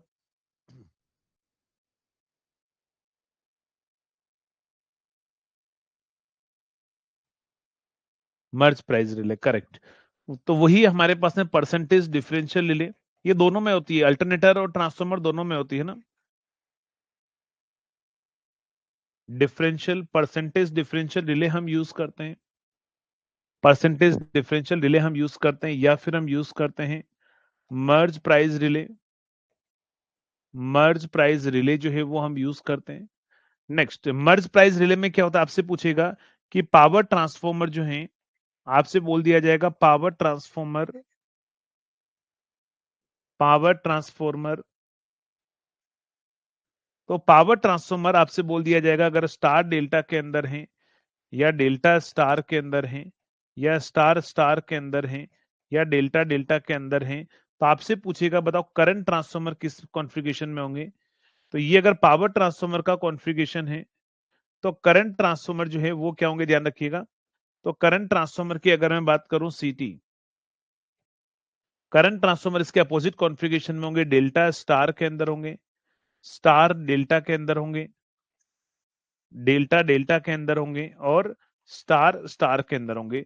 तो ये हमारे पास में क्या क्वेश्चन पूछेगा, डायरेक्टली क्वेश्चन पूछा जाएगा इस टेबल में से कि पावर ट्रांसफॉर्मर किस में, ध्यान रखना स्टार डेल्टा में है तो करंट ट्रांसफॉर्मर किस में होगा, डेल्टा स्टार। ये डेल्टा स्टार है तो ये स्टार डेल्टा, ये स्टार स्टार है तो ये डेल्टा डेल्टा, और ये डेल्टा डेल्टा है तो ये स्टार स्टार कनेक्शन हमारे पास में रहेगा।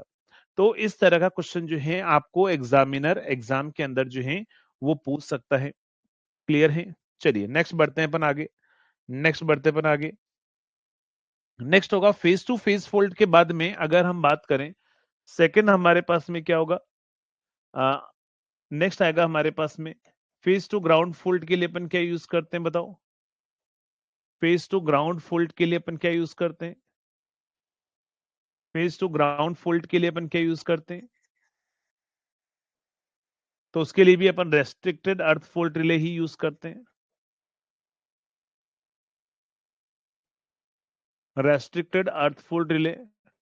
बट ध्यान रखना, अगर मान लो एग्जाम में ऐसा क्वेश्चन पूछ ले कि बताओ रेस्ट्रिक्टेड अर्थ फोल्ड रिले किसके प्रोटेक्शन के लिए यूज करते हैं, और अल्टरनेटर और ट्रांसफार्मर दोनों ऑप्शन में हो, तो प्रायोरिटी आपको अल्टरनेटर को देनी है। अगर मान लो हमारे पास में जो है फिर दोनों ही ऑप्शन में हो, तो फिर तो उसको आंसर लगाना ही लगाना है। लेकिन सिंगल सिंगल ऑप्शन में हो तो प्रायोरिटी आपको अल्टरनेटर को देना है, इस चीज का ध्यान रखना। नेक्स्ट होगा हमारे पास में protection from magnetic induction current, magnetic induction current. Magnetic induction current के प्रोटेक्शन के लिए हम क्या यूज करते हैं बताएंगे? Protection from magnetic induction current क्या यूज करते हैं?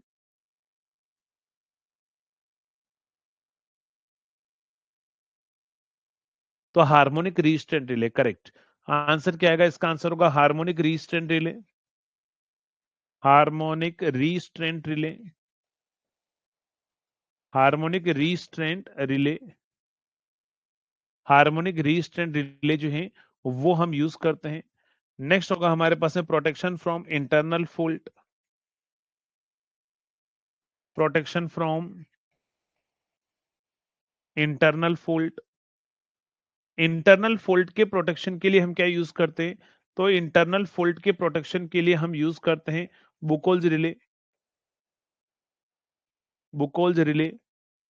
क्या यूज करते हैं हम? बुकोल्ज रिले हम यूज करते हैं। नेक्स्ट हमारे पास में क्या होगा? नेक्स्ट बुकोल्ज रिले जो है उसके बारे में कुछ इंपॉर्टेंट पॉइंट देख लेते हैं। हेडिंग लिख दीजिएगा, बुकोल्ज रिले, बुकोल्ज रिले, बुकोल्ज रिले। तो अगर हम बात करें बुकोल्ज रिले के बारे में, बुकोल्ज रिले के बारे में, बुकोल्ज रिले के बारे में, तो बुकोल्ज रिले जो है वो क्या होती है? हमारे पास में गैस ऑपरेटेड रिले होती है, करेक्ट। क्या होती है? गैस ऑपरेटेड रिले होगी, gas operated relay, gas operated relay हमारे पास में होती है, पहली पॉइंट। दूसरा पॉइंट हमारे पास में क्या होगा? तो दूसरा पॉइंट हमारे पास में रहेगा, दूसरा पॉइंट हमारे पास में रहेगा गैस ऑपरेटेड रिले होती है। कहां लगाते हैं? Between conservator and main tank. कहां प्लेस करते हैं? Placed between conservator and main tank. Conservator और मेन टैंक के बीच में अपन उसको प्लेस करते हैं। नेक्स्ट हमारे पास में क्या होता है? ये ऑयल गैस ऑपरेटेड होती है, मेन टैंक और कंजर्वेटर के बीच में रखी जाती है। यूनिट प्रोटेक्शन रिले होती है, यूनिट प्रोटेक्शन रिले हमारे पास में होती है ये, क्योंकि स्मॉल फिजिकल स्पेस में ही ऑपरेट होती है। माइनर फोल्ड पर ये क्या देती है? छोटे फोल्ड पर अलार्म देती है, मेजर फोल्ड पर ट्रिप करती है। तो यहां पर लिख देना produce alarm, produce alarm signal, produce alarm signal at minor fault, produce alarm signal at कहां पर? Minor fault. And at major fault, at major fault produce trip signal, produce trip signal. Major fault पर क्या करेगी हमारे पास में? ध्यान रखना, ट्रिप सिग्नल जो है वो प्रोड्यूस करेगी। क्या करेगी हमारे पास में? मेजर फोल्ड जो होगा उसमें हमारे पास में क्या होगा? ट्रिप सिग्नल जो है वो प्रोड्यूस करेगी। चलिए, तो यहां पर क्या होगा हमारे पास में? प्रोड्यूस, हमारे बुकोल्स रिले जो है वो क्या करेगी हमारे पास में? ट्रिप सिग्नल प्रोड्यूस करेगी, किसमें? मेजर फोल्ड के केस में। नेक्स्ट अगर हम बात करें इसके बाद में अगला important point, next important point क्या होगा? मर्क्यूरी आर्क स्विच अपन यूज करते हैं, मर्क्यूरी स्विच हम यूज करते हैं, mercury switch are used, mercury switch अपन यूज करते हैं किसके अंदर? इसके अंदर, हाँ, use about the 500 up to 500 और more rating, used for 500 kVA और मोर रेटिंग 500 kV और मोर रेटिंग से ऊपर अपन क्या करते हैं, हम बुकोल्स रिले को हम यूज करते हैं ना, बुकोल्स रिले को हम क्या करते हैं, यूज करते हैं। तो ये सारे इंपॉर्टेंट पॉइंट जो हैं वो बुकोल्स रिले के रिगार्डिंग जो है आपको एग्जाम में एग्जामिनर पूछेगा। Next, protection of the motor, protection of motor,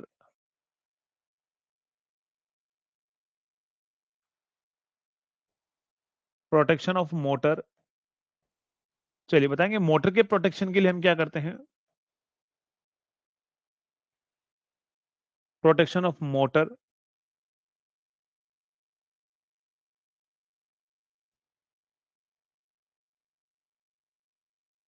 over flux relay, core saturation के लिए हम ओवर फ्लक्स रिले यूज करते हैं।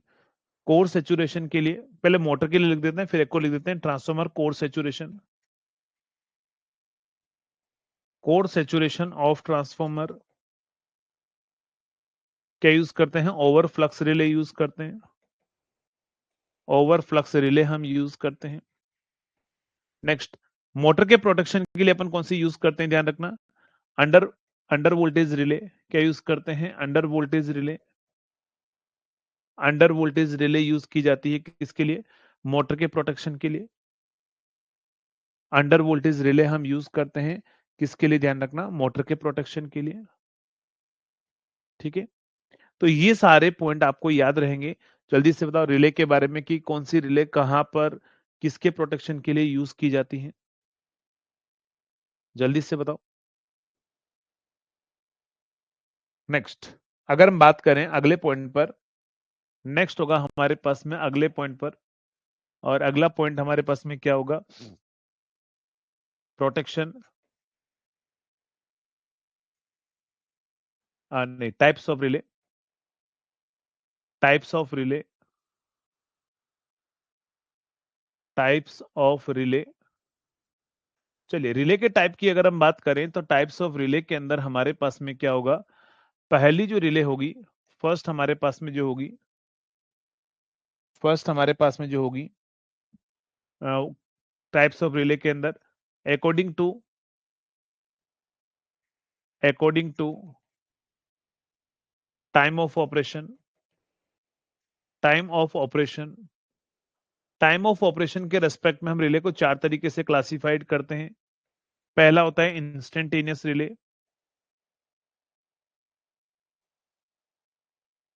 Instantaneous relay, instantaneous relay. दूसरा होता है हमारे पास में definite time lag relay,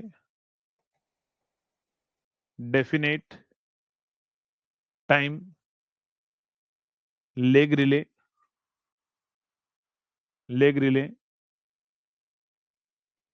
next होगा third inverse time lag relay, inverse time lag relay, inverse time lag relay.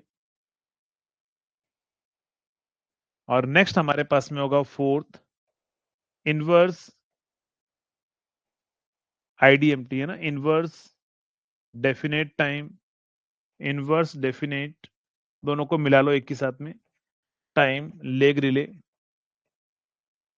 Lag relay. तो ये होता है आईडीएमटी, जिसको अपन बोलते हैं आईडीएमटी, इनवर्स डेफिनेट मिनिमम टाइम लिख देना, बीच में को लिख दो, minimum time lag relay, inverse definite minimum time lag relay, inverse definite minimum time lag relay. तो ये हमारे पास में रहेगा आईडीएमटी रिले रहेगी ना। तो ये रिले का क्लासिफिकेशन होगा according to time of operation. Next होगा relay classification according to principle of operation, according to principle of operation, according to principle of operation, according to principle of operation, according to principle of operation. अगर हम principle of operation के according अगर हम बात करें, तो principle of operation के according जो है वो हमारे पास में क्या होगा, पहला होगा हमारे पास में attraction type relay, attraction type relay, attraction type relay. कहाँ यूज करते हैं बताओ, एसी डीसी या बोथ? तो कहां पर यूज करते हैं? Used in both, used in both AC and DC, AC and DC दोनों में यूज करते हैं। बट क्या होगा हमारे पास में, मोस्टली डीसी में यूज किया जाता है ना, मोस्टली डीसी, लेकिन बात बोथ की आती है ना, मोस्टली डीसी, मोस्टली डीसी। क्यों? रीजन क्या है? एसी के केस में यहां पर क्या होता है, प्रॉब्लम होती है किसकी, जल्दी बताओ, डबलिंग इफेक्ट की प्रॉब्लम होती है ना, due to doubling effect problem, doubling effect problem, doubling effect problem. क्योंकि यहां पर डिफ्लेक्टिंग टॉर्क का फॉर्मूला जो होता है टीडी का, वो आई एम स्क्वायर का फॉर्मूला होता है, मतलब करंट के स्क्वायर का फॉर्मूला होता है, प्रोपोर्शनल होता है। और करंट की जगह अगर आप साइन ओमेगा टी पुट करोगे तो क्या होगा, साइन ओमेगा टी जब आप पुट करेंगे तो क्या होगा आपके पास में, यहां पर टॉर्क की फ्रीक्वेंसी डबल हो जाएगी सप्लाई के कंपैरिजन में ना, इसीलिए। नेक्स्ट होगा हमारे पास में, अकॉर्डिंग टू क्या होगा हमारे पास में, इंडक्शन टाइप रिले, मतलब induction type relay, induction type relay हमारे पास में होगी, इंडक्शन टाइप रिले जो है वो हमारे पास में होगी। इंडक्शन टाइप रिले जो है वो क्या होगा हमारे पास में, अगर हम बात करें तो इंडक्शन टाइप रिले के अंदर हमारे पास में आएगा only used in AC, only used in AC, सिर्फ एसी में यूज करते हैं। अगला इंपॉर्टेंट पॉइंट हमारे पास में क्या होगा, अगला इंपॉर्टेंट पॉइंट हमारे पास में होगा, यहां पर डिफ्लेक्टिंग टॉर्क का फॉर्मूला प्रोपोर्शनल टू होता है phi S H into phi S C into sine of angle between phi S H and phi S C. आपसे पूछेगा बताओ डिफ्लेक्टिंग टॉर्क यहां पर मैक्सिमम कब हो सकता है, जब दोनों के बीच का एंगल 90 डिग्री होगा तो मैक्सिमम होगा, अगर एंगल जीरो होगा तो मिनिमम टॉर्क लगेगा। तो बस यही चीज आपको एग्जाम में यहां से ज्यादातर पूछने के चांसेस हैं।